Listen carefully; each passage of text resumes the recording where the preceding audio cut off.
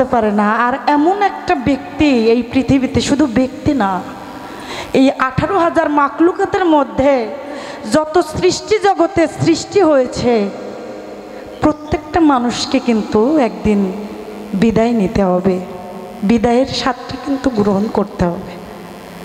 সেদিক থেকে কি দেখা যায়, আসার কিন্তু একটা সিরিয়াল থাকে, বড় ছোট এমন একটা পর্যায় থাকে, কিন্তু যাবার সময় কিন্তু ওই সিরিয়ালটা থাকে না। যে সবার ছোট সেও কিন্তু এই পৃথিবী থেকে চিরবিদায় নিয়ে যায়। তেমনি ভাবে একজন ভক্ত যখন একজন গুরুর লাশ তার কাঁধে বহন করে, একজন পিতা গুরু যখন তার সন্তানের লাশ বহন করে, একজন মাতা যখন দেখে আমার সন্তান, আমি এই পৃথিবীতে আছি, আমার সকল কিছু আছে, কিন্তু আমার সন্তান এই পৃথিবী থেকে চিরবিদায় নিয়ে চলে, তখন যে ব্যথা, এই যে গুরু হারালে হাচ্ছান আমার খালেক চান রহমতুল্লাহ আলাই এখানে বসে আছে, বলল আমার এক ভাই জান যে রশিদ সরকার বাবা বাবা, রশিদ সরকারের কিন্তু ওই দেহ কাঠামোটা কিন্তু এই ধরাধামে নাই, কিন্তু ওই নামের গুণটা কিন্তু ওই সবার মুখে এখনো আছে, মানে রশিদ চান এখনো আছে। সবাই কিন্তু এটা দেখতে পায় না দরদি, যারা একজন গুরুর আশেক সেই কিন্তু এই গুরুকে দেখতে পায়।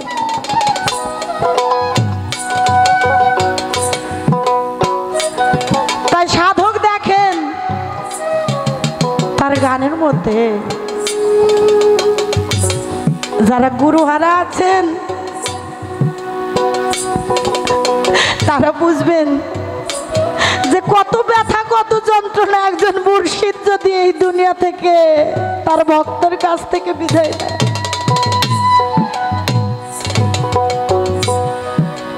কে ভালোইয়া যাবে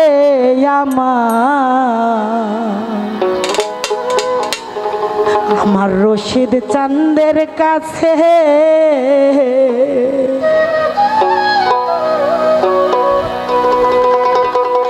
আমার দরদি রে দেখার সে ঘুরি পাগলের বেশে আমি আমার রশিদ চান রে দেখার সে আমি ঘুরি পাগলের বেশে,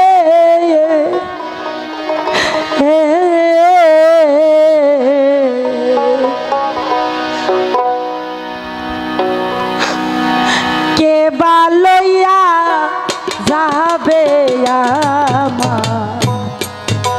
আমার মুর্শিদের কাছে বাজান রে, কে বালইয়া যাবে আমার তারাব চাঁদের কাছে।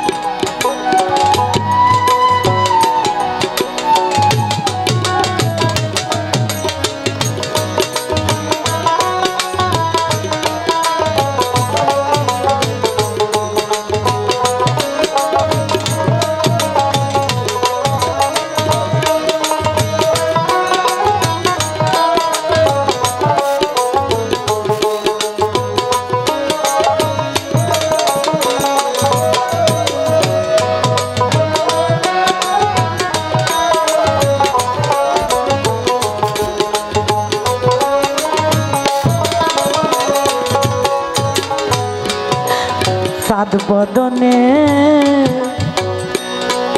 ওই মুখের বাণী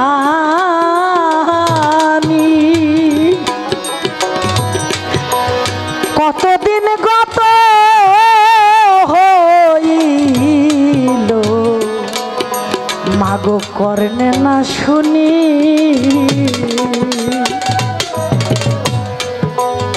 চাঁদ বদনে ওই মুখের বাণী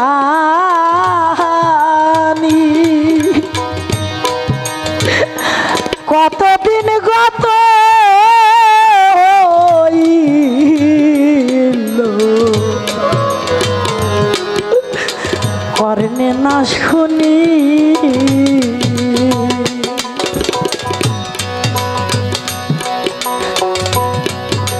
এই জগতে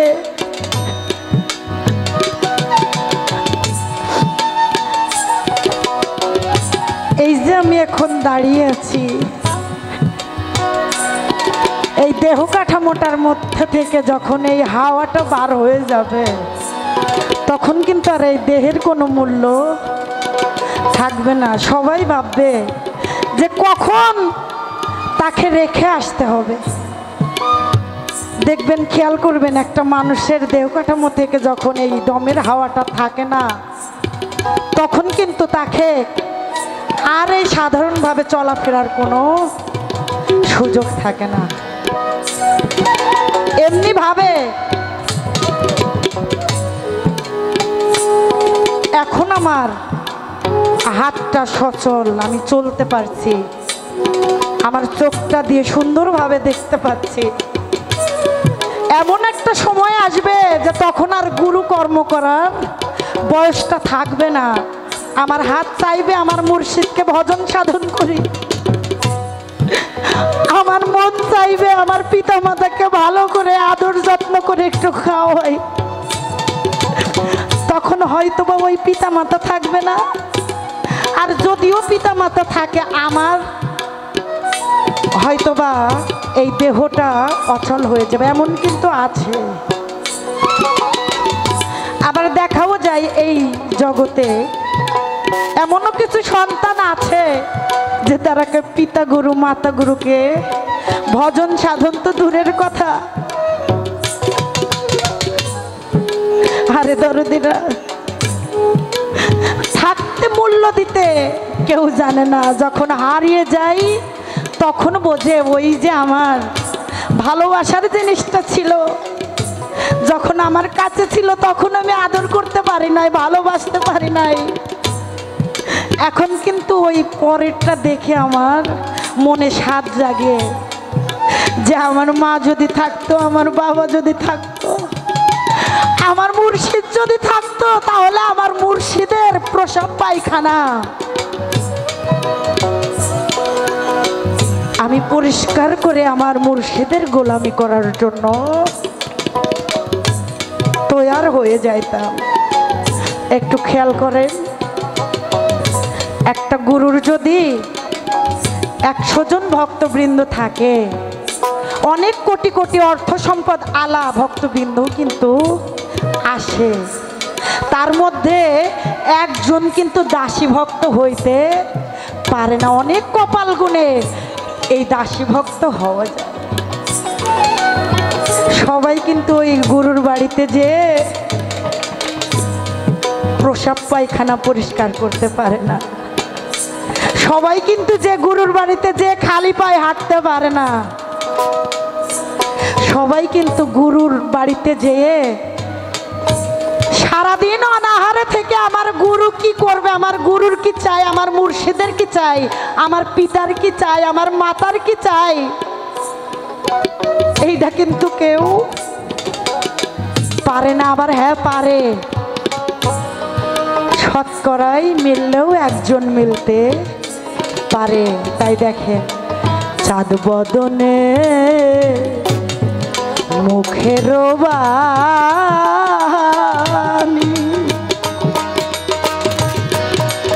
কতদিন গত হইল কর্ণে না শুনি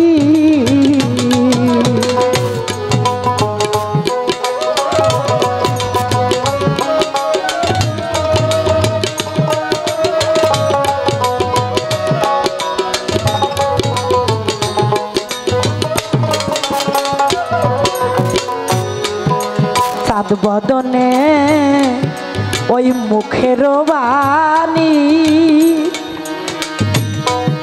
কতদিন গত হইল কর্ণে না শুনি এখন ভাবি সদাই দিন রজনী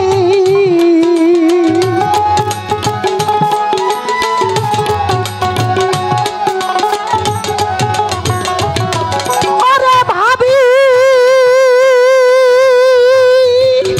সদাই দিন রজনী দরদি মোর নাই পাশে কেবা লইয়া যাবে আমার বন্ধুয়ার কাছে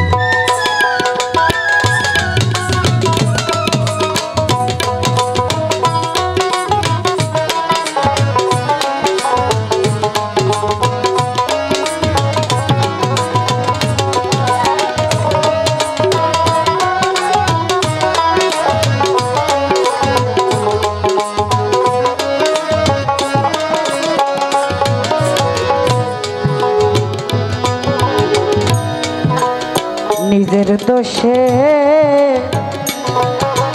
হইয়াছি দোষী খালেক চান রে নিজের দোষে বাজান হইয়াছি দোষী হারাইয়া ফালাইছি আমার পূর্ণিমার শশী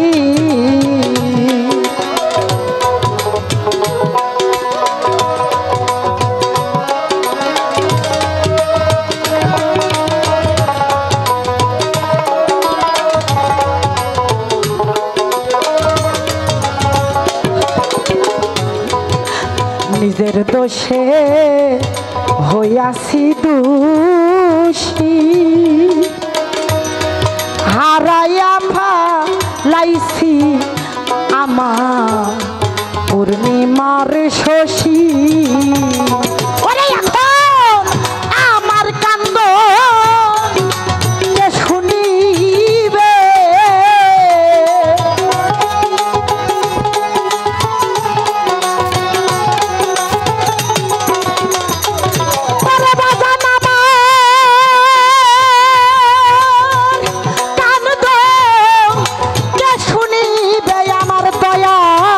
গুরু নাই পাশে বালইয়া যাবে আমার মুর্শিদের কাছে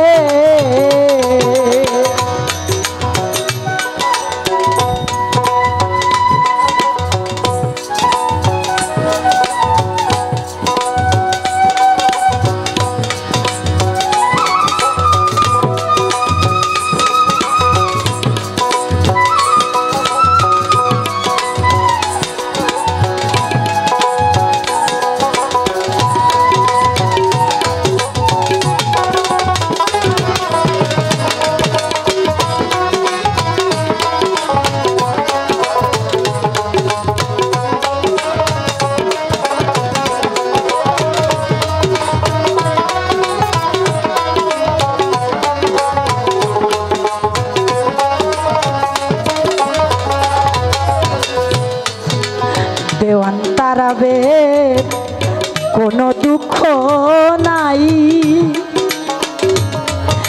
অসময় নিদানের কালে আমার গুরুর দেখা পায়